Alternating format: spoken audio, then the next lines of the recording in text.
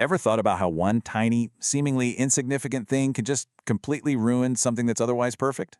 Well, that's a question that applies to way more of our lives than you might think. And believe it or not, it all starts with a story about a milkshake. So let's kick things off with a story. It's about a dad named Magnus and his two teenagers, Astrid and Eric. A simple family story, really, but one that holds a surprisingly powerful lesson. Okay, so picture this. It's a pretty familiar scene.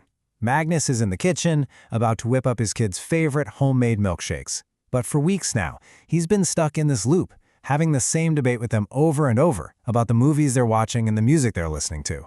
You know the kind of thing he was hearing? Dad, come on, it's just one bad scene. Or, it's just a few inappropriate lyrics. It doesn't matter.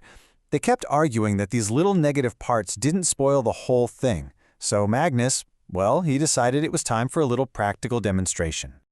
He gets out all the good stuff, the premium ice cream, the milk, everything for their favorite milkshakes. The kids are getting excited. He adds the ingredients to the blender, and then he does something completely out of left field. He walks over to the window, catches a fly, and drops it right into the mix. As you can imagine, Astrid and Eric were horrified. "Dad, what are you doing? That's disgusting."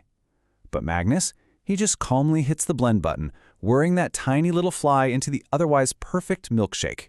And this is where the lesson really lands. He pours the shakes, offers them to his kids, and uses their own logic right back at them. Suddenly, the kitchen goes silent as it sinks in. A single tiny fly had ruined the entire thing. So yeah, obviously, this wasn't really about a milkshake. It was a powerful metaphor for how we need to think about the things we allow into our lives and the very real impact of just one small compromise. So, what's the big idea here? At its core, the fly and the milkshake analogy is all about recognizing that what we consume, what we let into our minds, our hearts, and our lives, it affects the entire nature of the thing, even if it's just in small amounts. And the source material actually breaks down some of those common excuses we all make. You know, the modern-day flies we tend to just brush off. It points out that this "it's just one small thing" way of thinking is really the first step to lowering our standards. And this, right here, is the absolute core of Magnus's lesson. He explained to his kids that once you blend the good with something harmful, it becomes a permanent part of the whole thing. You can't just scoop the fly out of a blended milkshake, can you? It's in there for good. Okay, so that naturally begs a bigger question, right? The analogy is pretty powerful, but it doesn't just stop with movies and music. What other areas of our lives can be totally contaminated by a seemingly small fly? And that idea really builds into one of the most powerful influences in our lives, the people we decide to surround ourselves with. You know, the source material points to that famous quote from author Jim Rohn. The whole argument is that our social circle, our friends, our colleagues, they are the main ingredients in the milkshake of our life. And you can really see the two different paths here, right? Your circle can be a fly, dragging you down, lowering your standards, reinforcing all your self-doubt. Or it can be a premium ingredient, pushing you, believing in you, and inspiring you to be better. They can either fuel your fire or completely put it out. And look, the bottom line is, willpower alone often just isn't enough. If you want to achieve something great, you have to consciously build an environment, a social circle, where greatness is just the normal way of doing things, not the exception. Now, what's really interesting is that this whole idea of small, corrupting influences, it doesn't just stop with us as individuals. The source material we're looking at argues that entire societies can have flies in their milkshake, where seemingly small cultural shifts can end up having massive consequences down the line. So, one document kicks things off with a pretty stark timeline. And it poses a question. It asks, how did we go from just 2 known STIs before 1960 to over 50 today? Why such a dramatic increase in a relatively short period of human history?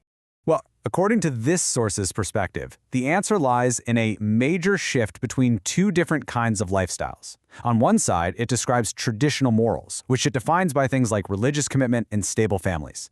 And on the other hand, it points to what it calls a progressive lifestyle, characterized by changes in family structure, sexual liberation, and media that constantly pushes the envelope. Now, to back this up, the source points to these specific statistics. It highlights what it claims are major societal shifts since 1960, showing these percentage increases in things like out-of-wedlock births, the divorce rate, and the number of single-parent households. So the argument from the document is that these societal shifts, These cultural flies, if you will, have led to some really measurable consequences. It directly connects these trends to health outcomes, pointing to statistics on the rate of STIs among teenagers. Okay, so we've looked at this on a personal level, a social level, and even a societal level. But ultimately, the whole lesson of the fly in the milkshake, it comes right back to you and me. It comes back to a single, powerful choice that every single one of us has to make. And that final quote from Magnus in the story, it really just ties it all together beautifully. It's not just about adding good things to our lives. It's just as much, maybe even more, about actively, consciously choosing what to keep out. But here's the good news. Just like Magnus chucked that bad shake and started over with fresh ingredients, the analogy suggests we can always do the same.